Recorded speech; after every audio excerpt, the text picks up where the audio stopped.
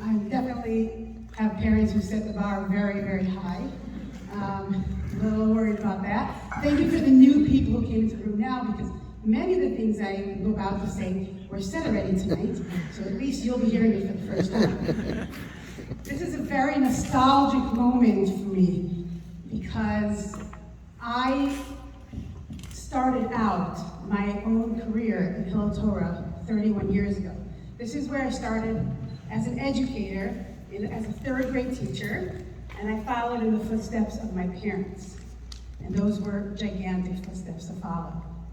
Everywhere I go, anywhere in Chicago, any establishment that I go into, I get stopped. And people say, oh, you're Avram Friedman's daughter, you're Tamar Friedman's daughter.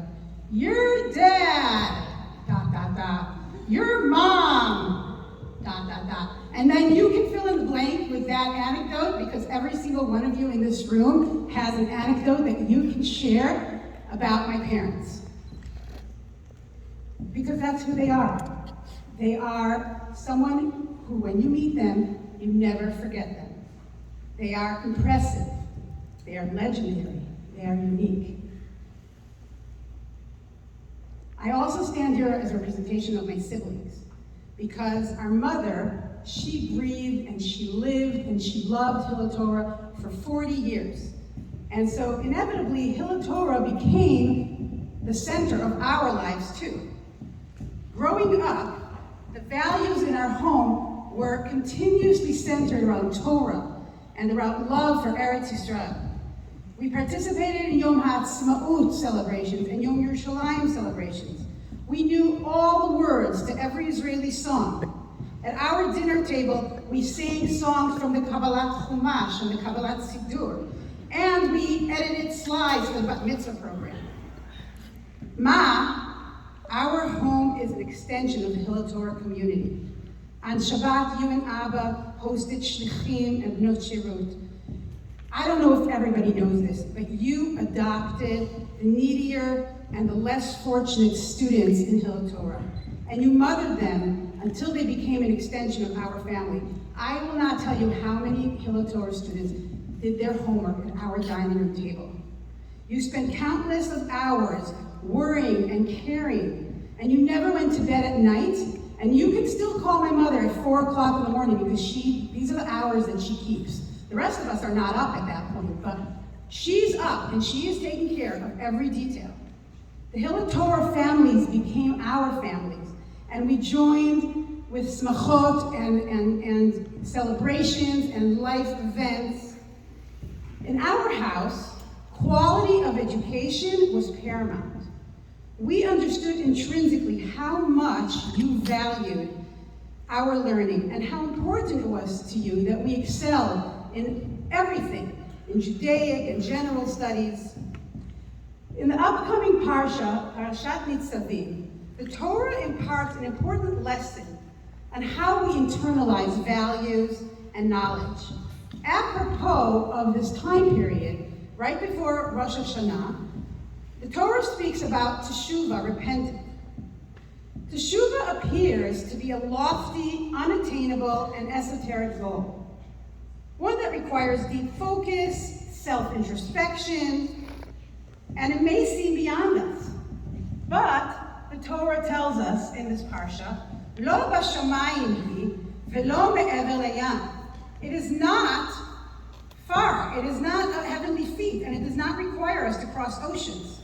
The advice that the Torah gives us is, Ki karov elecha hadavar me'od beficha ubevavcha la'asato. The Ibn Ezra, who was a biblical scholar from the Middle Ages and incidentally also an educator and a mathematician, explains that these words impart an important message of Torah observance, which could be applied to educating students as well. I quote, Shekol ha-mitzvot ikaram halev. The mitzvot are done, they're rooted in the heart. V'yesh mehem zecher b'peh lechizuk halev. They must be verbalized in order to be strengthened. V'yesh ma'aseh kedei sheyizkor b'peh. And they must be put into action in order to be internalized. Ibn Ezra lived in the 10th century, yet he theorized on contemporary educational practices that are in use today. Internalizing knowledge and values demand that we use a multisensory approach, including techniques such as verbalization of concepts and requiring actions to concretize them. Just as teshuva could be brought from the abstract realm to the practical application, students too need us to help them absorb their learning using different modalities, using oral expression, incorporating actionable hands-on process. Through these actions, values become part of our person and change who we are. My parents are the embodiment of teaching by example. We learned perseverance, compassion, commitment to serve by watching them. We all know that my mother, Tamar Friedman, is a mechanechet par excellence. Her lessons are dynamic, as we heard tonight from many people, multisensory and inspiring. She is inspirational in bringing Torah to the hearts and minds of children and adults, and she does it by being a student as well as a teacher. Ma, one of your greatest qualities is your ability to deeply connect with others, regardless of their age and background. You took on the difficult task of discipline in Hillel Torah. Everybody already spoke about avoiding Mrs. Friedman's office. Because you know how to dole out discipline and love in equal measures. Ma, you put so much love and effort, sweat and tears into Hillel Torah. It is such a central force in your life. I am reminded about how every single time we come to town, we are expected to stop in Hillel Torah, even before we go into the house. And we need to get the annual tour. And I'm never sure if it's because my mother wants to show off her grandchildren or she wants to show off her school. Now it's time for you to focus on you. We're happy that you have the flexibility and opportunity to do more of all the things that you love to do. Spending time with your children and grandchildren and great-grandchildren, your sisters, biking on Lake Michigan, learning daf yomi, traveling to exotic locations, starting a new business. You should hear the way my mother talks to those nursing home owners. She has a scary principal voice. Ma, you never stop evolving, learning, and growing. Your love for life and people is unparalleled. These are values that you passed on to us, your children and your grandchildren. We know that you will take the coming years together with Abba to continue your legacy of caring for others and making the most of each day.